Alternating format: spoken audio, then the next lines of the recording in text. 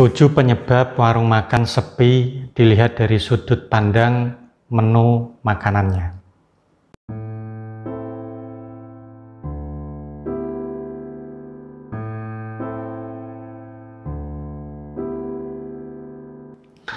Assalamualaikum warahmatullahi wabarakatuh.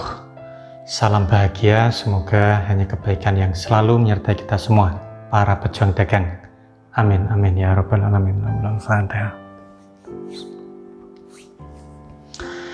Nah, warung makan sepi itu adalah masalah umum yang sering dihadapi oleh pengusaha warung makan. Nah, penyebabnya pun itu beragam, mulai dari hal teknis ya sampai non teknis. Nah, dalam kesempatan kali ini saya akan membahas untuk penyebab warung makan sepi jika dilihat dari sudut pandang menu yang dijual. Ya, menu yang Anda jual itu adalah ujung tombak dari usaha Anda. Nah, jika menu Anda itu memang bagus, maka faktor penyebab sepinya usaha warung makan Anda itu akan teratasi. Nah, saya beri contoh. Misal, menu makanan Anda itu yang terkenal itu adalah rica-rica ayam, misalkan seperti itu.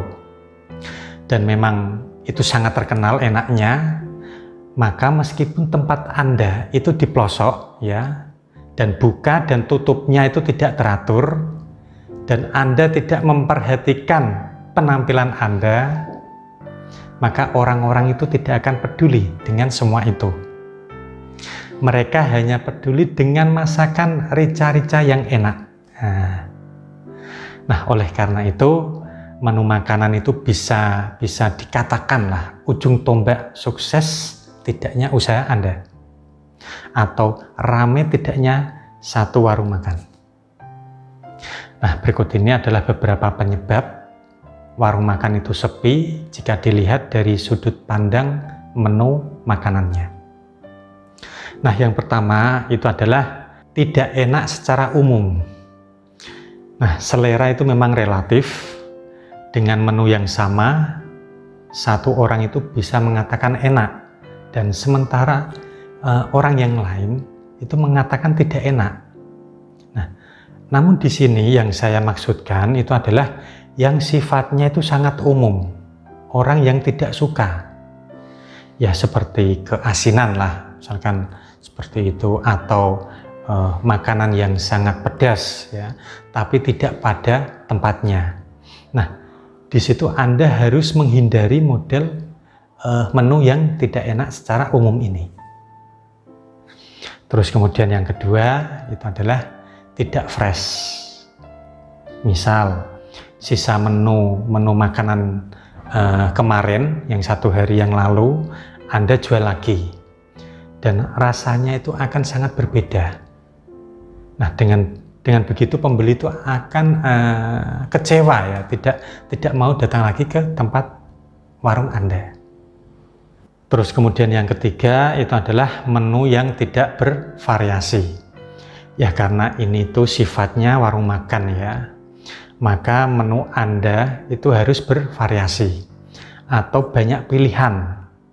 Jangan hanya 1 atau 2 masakan saja, karena pembeli itu tidak akan mempunyai pilihan, dan bisa jadi itu pembeli itu cancel untuk tidak membeli di tempat warung Anda. Terus kemudian yang keempat itu adalah tidak memiliki menu andalan. Nah, selain harus bervariasi, Anda harus memiliki menu andalan. Mulai dari mengenalkan diri Anda sebagai pemasak ya, atau Anda paling ahli atau paling bisa memasak dengan enak makanan apa saja. Nah, jika sudah ketemu, makanan-makanan tersebutlah yang Anda tonjolkan. Misalkan Anda itu paling bisa memasak yang paling enak, misalkan sop buntut. Nah, maka sop buntut inilah yang Anda tonjolkan ya. Misalkan dengan mengganti nama warung makan Anda itu sop buntut, atau dengan menempelkan bannernya menu paling laris sop buntut.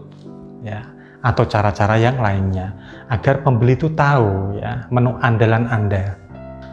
Terus kemudian yang kelima itu adalah menu yang berganti-ganti. Nah, di sini hampir sama dengan yang ketiga tadi ya. Untuk yang kelima ini tuh berganti-ganti dari satu hari ke hari selanjutnya. Yang penting menu andalan Anda itu tetap dan harus selalu ada. Nah, untuk menu pendukung itu harus beragam, bervariasi dan bisa berganti-ganti di tiap harinya. Nah, jika Anda itu kerepotan ya bisa diganti setiap minggu sekali lah, itu bisa. Lalu yang keenam itu adalah makanan tidak higienis, kurang bersih. Nah, makanan ini tuh meliputi bahan baku, terus kemudian proses memasak, hingga tampilan cara menghidangkan. Nah, faktor kebersihan itu harus tetap Anda jaga. Selain agar enak dipandang dan menambah selera juga, ya, agar rasa dari masakan Anda itu tetap terjaga dan enak. Lalu yang terakhir atau yang ketujuh itu adalah porsi yang tidak tepat dengan harganya. Misalkan terlalu mahal.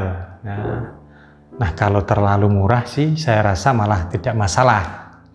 Tapi jika terlalu mahal, maka pembeli Anda itu akan lari dan mencari warung makan yang lainnya. Nah, saya rasa itu dulu yang bisa saya sampaikan berkaitan dengan 7 penyebab warung makan sepi dilihat dari sudut pandang menu makanannya.